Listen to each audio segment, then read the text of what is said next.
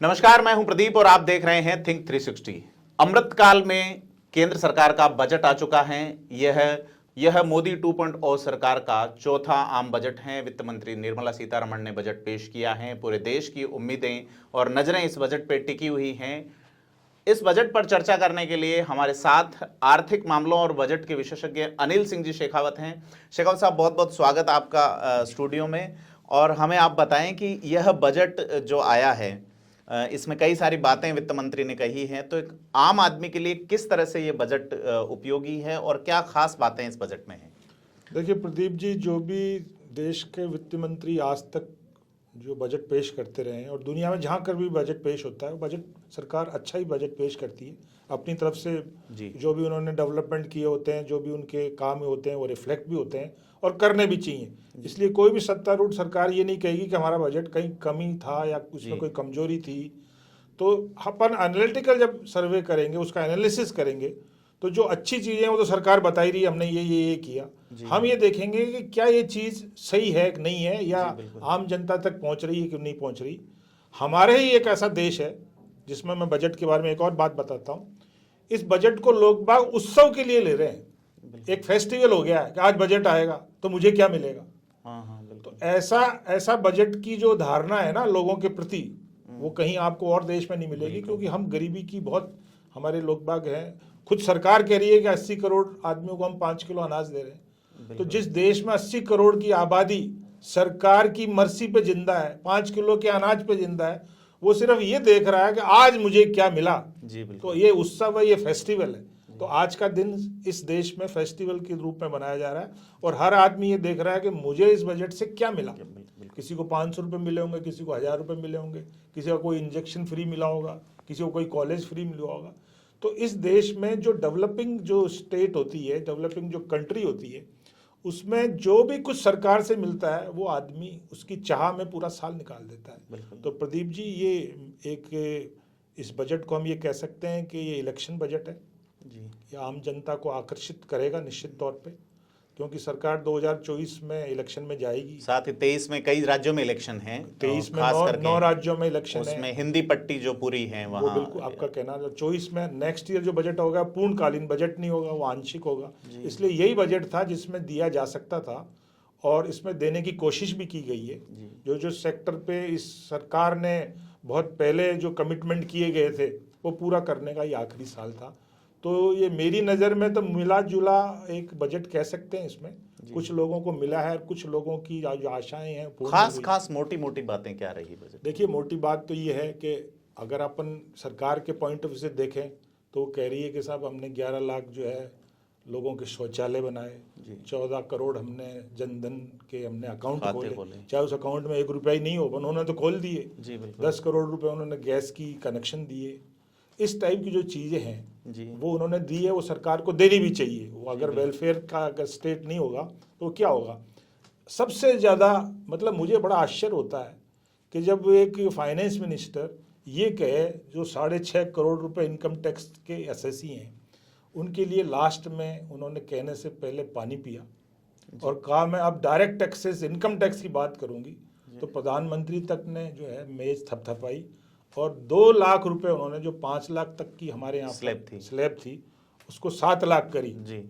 और एक नया स्लैब, एक नया सिस्टम उन्होंने बनाया है। बहुत पहले 2008-2009 में एक डायरेक्ट टैक्स कोड बिल आया था, चिदम्बरम साहब ने दिया था जी। ये उसकी कॉपी है जी। कि आपको कोई रिबेट नहीं मिलेगी, कोई एग्जम्पशन नहीं मिलेंगे, ये इनकम और ये टैक्स आपको एग्जम्पशन नहीं है। हिंदुस्तान का आदमी फोर्स सेविंग करता है। हिंदुस्तान के आदमी की 30% सेविंग वर्ल्ड में सबसे ज़्यादा है। और हमारे यहाँ सोशल जो स्कीम्स हैं या हमारा जो सोशल एक एनवायरनमेंट है, हमको बच्चों की शादी करनी है, मैं अगर सरकार में नौकरी नहीं कर रहा हूँ तो मुझे एक मेडिकल इंश्योरेंस की पॉलिसी भी लेनी है। तो अगर मैं उसका क्लेम लेता था तो मुझे उसकी रिबेट मिलती थी, तो मुझे फ़ायदा हो जाता था। भारत एक ऐसा देश है जहाँ 3 पीढ़ियों की लायबिलिटी लेके चलता है, माँ बाप की लेके चलता है, बच्चों की लेके चलता है। तो मैं जब फोर्स सेविंग करता हूँ तो उस फोर्स सेविंग से मुझे मेरे बच्चों की शादियाँ करनी है, मुझे मकान बनाना है, एक मकान की रिबेट मिलती थी, वो सब चीज़ें धीरे धीरे खत्म हो रही है। वो ये हो रही है कि आपका मूल रकम जो आपने कमाई है वो ये है, उस पर ये टैक्स है। तो जो भारतीय संस्कृति में जो सेविंग्स की एक प्रैक्टिस हुआ करती थी, हर आदमी चाहता था मैं कुछ बचाऊं, मेरे लिए बचाऊं, मेरी औलाद के लिए बचाऊं। सर, ये देश दुनिया में जब जब आर्थिक हालात विकट हुए हैं उस समय इसी सेविंग ने इस देश को बचाया है। इससे बचा इसलिए दे, ये कोविड में कैसे बचा है? जी। लोगों ने घर बैठ के अपनी सेविंग को खाया है। जी। जब आपकी सेविंग होगी ही नहीं, आप कोई इंसेंटिव नहीं देंगे किसी आदमी को, तो सेविंग कैसे करेगा? आज मेडिकल की क्या फैसिलिटी है? कोविड में भी मेडिकल फैसिलिटी में लोगों ने अपने घर से इलाज करवाया है। बिल्कुल। ये जो वैक्सीन है तो बहुत बाद में आई है, उससे पहले लोग बाग भर्ती हो चुके थे। तो हम हमारी टेंडेंसी को, हमारी हैबिट्स को क्यों चेंज करना चाहते हैं, मेरे आज तक समझ में नहीं आई।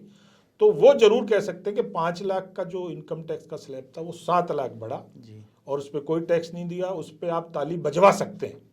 परंतु अगर आप उसके इफेक्ट देखेंगे तो वो ये है कि हम नई स्कीम में कोई रिबेट नहीं देंगे। मैं मेरा घर बनाऊंगा, लोन लूंगा तो मुझे रिबेट मिलती थी, मैं मेडिकल कराता था वो होती थी, मैं बच्चों की एजुकेशन देता था उसमें करता था। तो ये जो नया देश बनाने जा रहे हैं, ये भारत में जो लोकल जो स्थितियां हैं उसमें ये मुझे नहीं लगता कि इतना बड़ा कोई सूट करता होगा। समाजवादी गणतंत्र की जो बात कही गई है हमारे संविधान के प्रियम्बल में, तो वही समाज जो है इस तरह की सेविंग्स से, परिवारों से बनता था। तो अब एकल परिवार की परंपरा की ओर शायद व्यवस्था जा रही है कि आप और आपका टैक्स और आपकी फैमिली। इनके दिमाग में शायद ये हुआ होगा कि देखिए 2023 में मंदी की कोई आहट लोग बाग सुन रहे हैं जी, क्योंकि इस पूरे विश्व को अगर जो चलाता है वो अमेरिका चला था। अमेरिका में जब मंदी आएगी तो उसका इफेक्ट सब जगह आएगा पूरी दुनिया में, क्योंकि वो अपनी रेट ऑफ इंटरेस्ट बढ़ाएंगे तो निश्चित तौर पे हमारे यहाँ पे भी रेट ऑफ इंटरेस्ट बढ़ेगी जी। तो जो इन्फ्लेशन उनके है, इन्फ्लेशन तो उनके यहाँ आया है, इफेक्ट इंडिया में आ रहा है क्योंकि हमको जो है डॉलर से हमारा जो करेंसी है वो अटैच है जी। तो ये जो इन्होंने ये फिलॉसफी दी है कि जो अंग्रेज का बच्चा क्या करता है या अंग्रेज लोग बाग क्या करते हैं कि जो आया वो खर्च किया। वो चाहते हैं कि हिंदुस्तान में ये जो इकोनॉमी जा रही है, जो डिमांड कम हो रही है आगे के सालों में, अभी रघुराम राजन के मैंने स्टेटमेंट पढ़े, वो कहते हैं कि एक्सपोर्ट कम हो जाएगा। एक्सपोर्ट कम हो जाएगा तो यहाँ मैन्युफैक्चरिंग कम हो जाएगी, तो एक्सपोर्ट जब नहीं होगा तो एम्प्लॉयमेंट हो जाएगा। तो एक मैन्युफैक्चरिंग एक्टिविटी जब डैमेज होगी तो उसके इफेक्ट कई जगह होंगे। जी बिल्कुल। तो आजकल ये चाहते हैं कि आदमी के पास कोई जब रिबेट नहीं मिलेगी इनकम टैक्स की, तो जो आदमी को, जो अमेरिका का बच्चा या अमेरिका के आदमी की फिलॉसफी ये है कि जो आया उसको खर्च करो, वो मार्केट में वापस पैसा जाना चाहिए। वही पॉलिसी ये चाहते हैं कि हिंदुस्तान में आज का बच्चा यही सीखे कि जो कमाए उसको खर्च करे तो इकोनॉमी चले, क्योंकि 140 करोड़ आदमी को संभालना, उनकी सब जरूरतों को पूरा करना और इकोनॉमी को ग्रो करते रहना एक बड़ा मुश्किल काम है। तो एक नया भारत बनाने की फिराक में वो कैसे बनेगा, उसमें क्या स्थितियाँ आएंगी, कैसे आदमी बिहेव करेगा, ये आगे के समय में देखने की बात है। सर, जैसे आप बता रहे हैं कि आपको 2 लाख छूट तो दे दी, लेकिन आप उसमें बीमा नहीं दिखा सकते, उसमें एजुकेशन दिखाएंगे तो छूट एक्स्ट्रा नहीं है 7 लाख के बाद अगर है तो। और नई स्लैब्स भी उन्होंने निर्धारित की है, जो हमारे दर्शक हैं वो देख सकते हैं स्क्रीन पे कि नई स्लैब्स क्या रहेंगी। और मैं सर आपसे ये जानना चाहूँगा कि 2024 आने वाला है, किसानों को और कृषि पे बात करते हैं, इनकम डबल होने की बात थी, कोविड आ गया और ये स्थितियां भी वित्त मंत्री ने अपने भाषण में कही है। तो आप क्या सोचते हैं कि किसानों को लेके सरकार का क्या रुख रहा है? देखिए, इसमें 2-3 जो सरकार ने अपने कमिटमेंट पहले किए थे उसको दिखाने के लिए इसमें प्रोविजंस तो किए हैं उन्होंने। जैसे एग्रीकल्चर पे 20 लाख करोड़ का लोन का एक कोऑपरेटिव सोसाइटी के थ्रू या ऐसा करके उन्होंने किया है। कल आप सरकार से ही पूछेंगे कि साहब वो आमदनी तो बढ़ नहीं रही, तो वो कह सकते हैं हम 20 लाख रुपए हमने ईयर मार्क कर रखे हैं। ऐसे ही उन्होंने कहा था आवास योजना वाली हर आदमी को छत मिलेगा, उसमें भी 79,000 करोड़ का उन्होंने पीएम आवास में एक प्रोविजन किया। ये बताने के लिए हम उस एक्शन में कर रहे हैं, अभी तक तो नहीं किया। छत तो वो 22 में भी दे रहे थे, एग्रीकल्चर इनकम को भी डबल 22 में कर रहे थे, ये 23 आ गया। ना तो किसी के पास छत पूरी आई, ना एग्रीकल्चर इनकम डबल हुई। ऐसे ही अगर ये हमारा देश सही चल रहा होता, स्थितियां सब सही होती, तो जो मैंने पहले कहा आपको कि 80-81 करोड़ आदमियों को जो है 5 किलो अनाज वाला जो प्रोविजन फिर किया है और उसको 1 साल के लिए बढ़ाया है, और इस बजट में उसके लिए 2 लाख करोड़ का फंड को अलग रखा है। तो इसका मतलब ये है कि आप ये तो कह रहे हो, आप ये भी सरकार कहती है कि हमारी 2024 में 5 ट्रिलियन की इकोनॉमी होने वाली थी, जो अब 28-29 में जाके आएगी। इसका मतलब जो आप प्रोग्राम बना रहे हो वैसा धरातल पे ना तो आप इम्प्लीमेंट हो रहा है, क्योंकि उसकी वजह से ना तो आपकी इनकम इतनी जनरेट हो रही है, ना इतना एक्सपेंडिचर आपका बढ़ रहा है। तो ये जो मिसमैच हो रहा है, आपका जो ट्रेड डेफिसिट अकाउंट है जिसको करंट अकाउंट बोलते हैं जी उसका मतलब ये है कि आपका इंपोर्ट बहुत ज्यादा हो रहे हैं और एक्सपोर्ट आपके रुक गए जी हैं। बिल्कुल। तो ये थोड़ी व्यवस्था जो है, अब आप अगर सरकार से बात करेंगे तो वही कहेंगे कि साहब कोविड आ गया था, यूक्रेन युद्ध को बीच में ले आएंगे, हालांकि इफेक्ट उसकी वजह से भी आया। और प्रदीप जी, इसमें ये जो सारे जो इनके डेटा चेंज हो रहे हैं वो कोई इस पे बात नहीं कर रहा। पिछला जो बजट बना था वो $75 तेल खरीदने के हिसाब से बना था।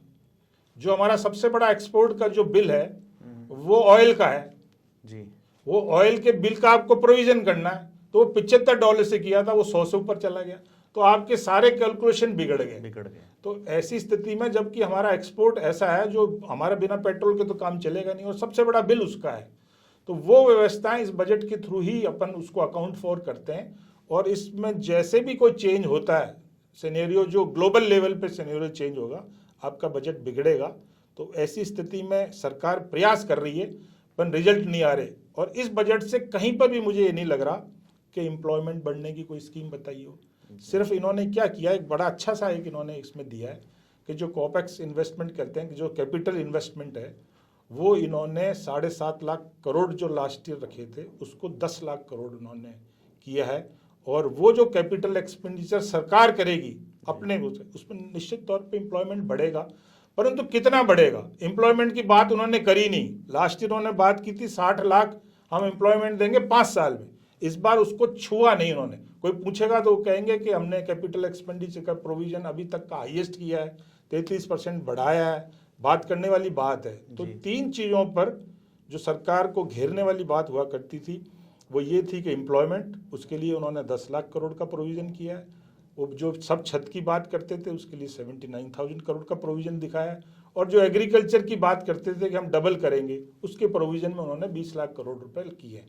तो दिखाने के लिए वो है कि हम ये चीज़ों का प्रयास कर रहे हैं, परंतु वही बात है कि एग्जीक्यूशन जब तक नहीं होगा, जब तक रिजल्ट सामने नहीं आएंगे, ऐसे रिजल्ट अभी तक कोई दिख नहीं रहे हैं।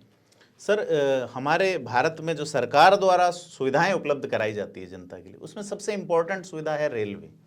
पहले रेल का बजट अलग आता था और इस बार शामिल कर दिया गया है। एक लाइन में वित्त मंत्री ने रेलवे को लेकर बात कही है, तो मैं उस पर आपके विचार जानना चाहूँगा। आपने बड़ा अच्छा सवाल पूछा। पहले रेलवे का बहुत बड़ा एक पूरा एक दिन दिया जाता था, उसमें इतनी रेलगाड़ियाँ आ रही हैं, ये आ रही हैं।